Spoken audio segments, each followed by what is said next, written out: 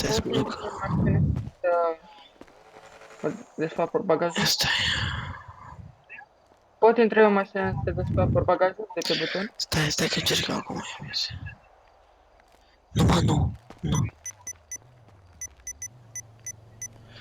Stai că iau telefonul, uite așa. Ia vedem. Cine ce vorbește la băga mea și Am pula aplicația morței? asta. De ce ai venit cu aia în pula mea? Trebuie să fugi. Scuze. Bun, hai că să deschis portbagajul. Mai ai arme? Păi dat arme în tab, n-ai? Păi vezi că ți le găsești în mașină. Failul ce e aici? Mamă. Pentru că dacă le ai pe tine, ți le găsești în mașină, normal. Dacă n-ai geantă. Da, ți-am zis în pula mea, trebuie să fugi cu aia. Mamă, dar ce e acolo în mașină? Ce are, domnule? Pleacă de aici. De ce se plecă? E bani. Eu am nevoie de mașină. Dar n-am cum să fac trafic. Nu pleci? Băi, vreau să iau mașină!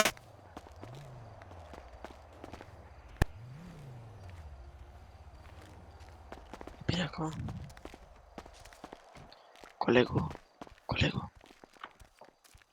Zi, mă, zi! Am găsit la armele ăsta în portbagaj. Dar are și un permis de port armă. Dar are o grămadă de arme. De la... Da, alea mari, mici. De toate. Stai. Permisul port arme Facem un este doar patrulă. pentru cuțite, bâte și armele Am cu... găsit o are o grămadă de arme de modelul ăsta. În portbagaj. Ia dă-te cu motul. Ți-a luat ideu și n-ai cum să conduci cu încătușat. Are iați de propus. E pipa amprentă, nu vezi că e deschis. Eu? Ți-am zis să fugi cu aia să pleci, că pe mine m-a lăsat. Deschis cu lui, i-am băgat amprenta. Și eu n-am cum să mai vin acolo.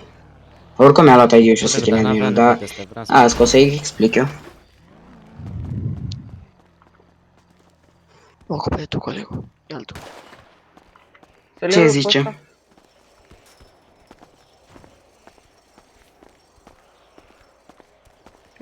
Să vină ceva. Ar trebui să vă iau toate armele.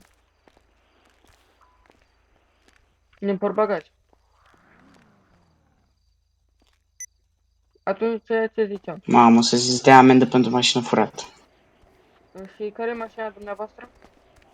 Nu ai dat de Dă-i! Dar nu sta lângă ea, gen să parcă... M-au zis? Mașina dumneavoastră. Care este? Păi... Dacă au început să tragă mine. Care e mașina dumneavoastră? Încearcă să dai de vânt. Mamă, dacă duci la Duster, eu pot să vin cu motor și te iau repede. Dar e slow zone, e slow zone cu aia. Dă-i. Ai. E dat.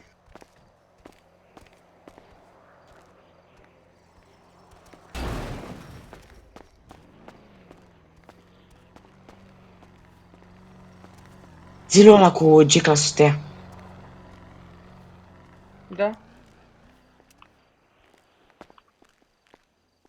Ce s-a întâmplat?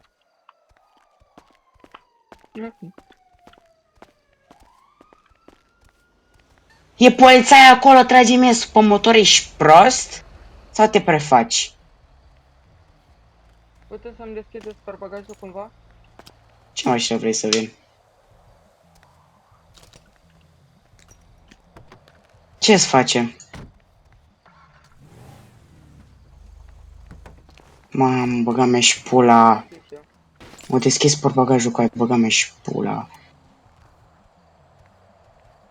Bă, o să găsească în pula, nu știu. Păi tu ai zis că e a ta?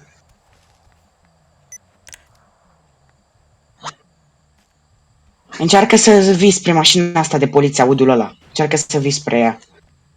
E slow zone acolo? Este, băga mea și pula. La aia, du-te mai departe, încearcă să... Du-te acum... Vezi că te-a luat poliția. Unde vă duceți? E slow zone, nu poți să vii să fug repede cu Puteți să-mi tine. arătați o dovadă că aceasta e mașina dumneavoastră?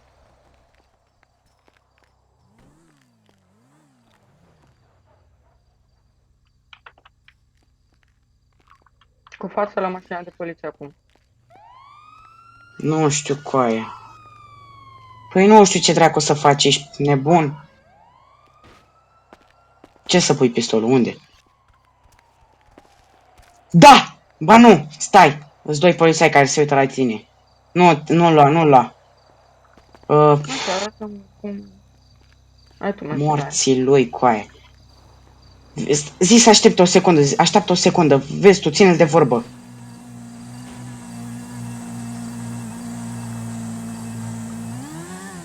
Nu vin cu motorul, vin cu mașina blindată și linitea și zici la colegii lui că dacă nu stă pe loc, moare. Acum vin.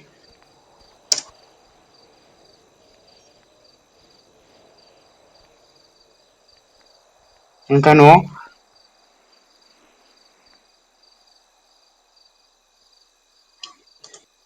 Ia-l! Ia-l! Ia-l! Ia-l! Ai, slow zone. Du-te mai departe, du-te mai departe. Încearcă să te duci mai departe.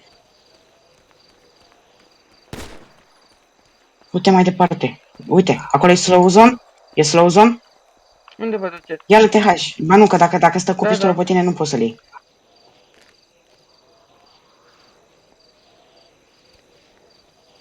Are pistolul? Ia-l în TH. Ia-l în TH.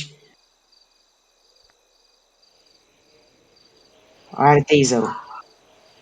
Du-te lângă el și ia-l. Du-te gen în spatele lui într-un fel, da.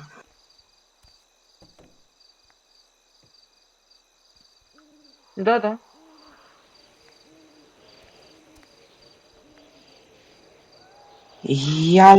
Ia-l în TH, da, ia-l.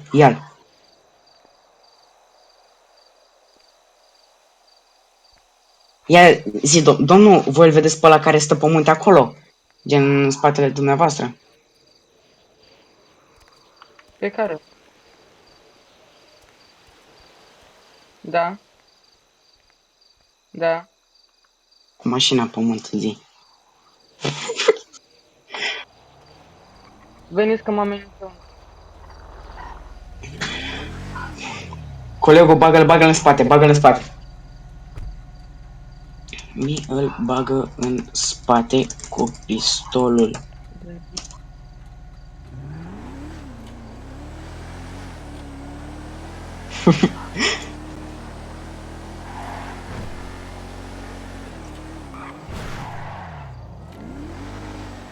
Colegul, dă-te jos, colegul, dă-te jos și lasă-l aici. Ai grijă. Ai grijă ce face. Am armă, am pistolul. Băi, nu fă ceva că de supărăm grav. S-a handicapat. Pune cătușele, pune. Colegul, pune cătușe. Ai cătușe la tine? Stai că ți le dau eu. Ia. Mamă, ce... Lasă-l acolo, dă-l dracu. Hai, colegul, urcă repede. Lasă-l, mă, lasă-l. Lasă-l, colegul, lasă-l. Că e încătușat. Se pună poliția română cu noi. Nu e după dracu. Aia zic, mă. Oricum tot ne luăm ce el în seara asta, dar măcar să ne distrăm.